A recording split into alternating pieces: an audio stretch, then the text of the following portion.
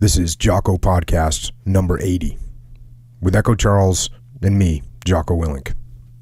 Good evening, Echo. Good evening. Takizo lay among the corpses. There were thousands of them.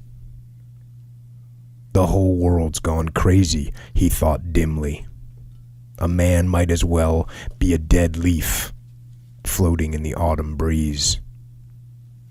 He himself looked like one of the lifeless bodies surrounding him. He tried to raise his head, but could only lift it a few inches from the ground.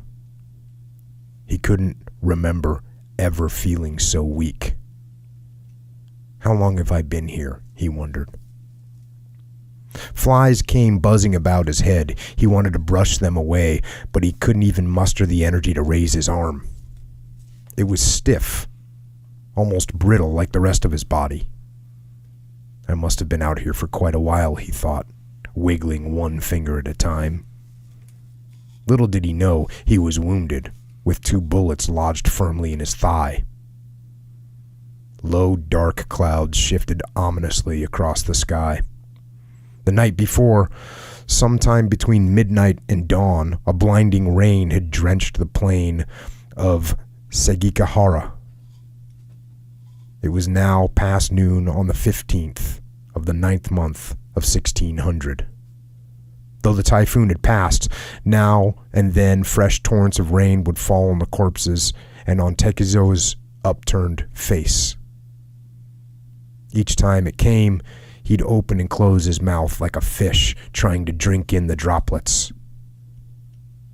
It's like the water they wipe a dying man's lips with, he reflected, savoring each bit of moisture. His head was numb, his thoughts the fleeting shadows of delirium. His side had lost. He knew that much. Kobayawaka Hideki, supposedly an ally, had been secretly in league with the Eastern Army. And when he turned on Ashita Mitsusari's troops at twilight, the tide of the battle turned too. He then attacked the armies of other commanders, Yukida, Shimazu, and Konishi. And the collapse of the Western Army was complete. In only half a day's fighting, the question of who would henceforth rule the country was settled. It was Tokugawa Ieyasu, the powerful Edo daimyo. Images of his sister and the old villagers floated before his eyes. I'm dying, he thought without a tinge of sadness. Is this what it's really like? He felt drawn to the peace of death, like a child mesmerized by a flame.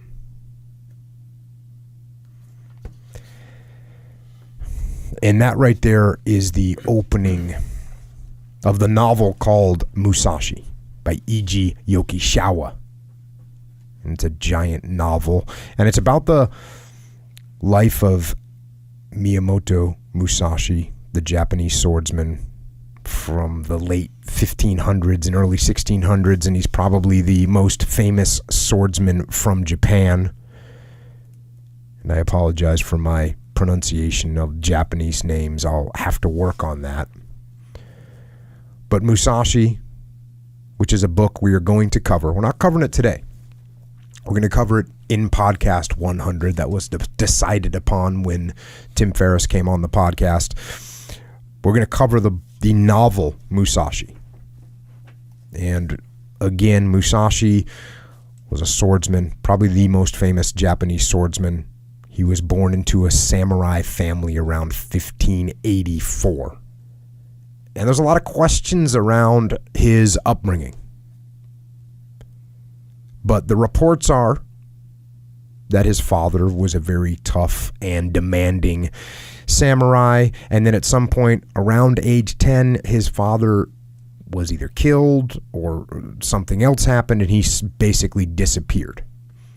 Now, Musashi fought his first duel at age 13 against a grown man who he killed. by throwing him to the ground and then beating him with a bakken, which is basically a wooden sword. And he fought multiple battles defending the Toyotomi clan, which is who he was aligned with, and he continued to fight these duels, amassing more than 60 wins. Now, some of these duels are to the death. Some of them aren't. They actually agree upon what they're going to do before they fight. And he won all the ones that he participated in. And his most famous duel was against a guy named Kojiro, also known as Ganryu. And he was the biggest rival of Musashi. And they were both at the time when they fought like the most famous and feared swordsmen in Japan. And then after that, he went back. I mean, he was a warrior. So he went back. He continued in combat. He had a few more duels after that. And most of that, his life and how that went up until that final duel is portrayed in this book. And it's historical fiction, right? There's not that much truly known about his life. And so this book that's written by E.G. Yoshikawa, it's a huge book. And like I said, we're going to cover it on podcast 100. And when we cover it, by the way, spoiler alert.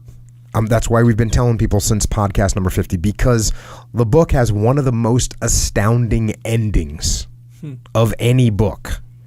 And this 1,000-page book, it all builds towards this final ending, which is literally on the last 2 pages. Like the ending happens and then it's over. And it's awesome and it's worth it. But before we cover that book, I thought it would be smart to cover 2 things that Musashi actually wrote himself. So after that duel, that famous duel with Kojiro, he became a retainer for some royals, and he was, basically a warrior on staff. And as he got older, he ended up writing, the first thing he wrote was a book called The Book of Five Rings, which is really famous. Everybody knows it. It's correctly translated, or alternative translation is The Book of Five Spheres. And another thing that he wrote was the Dokodo, which one of the translations is The Way of Walking Alone. And we'll get to that, but first we're going to talk about the book that this famous swordsman actually wrote, which is pretty cool when you think about it.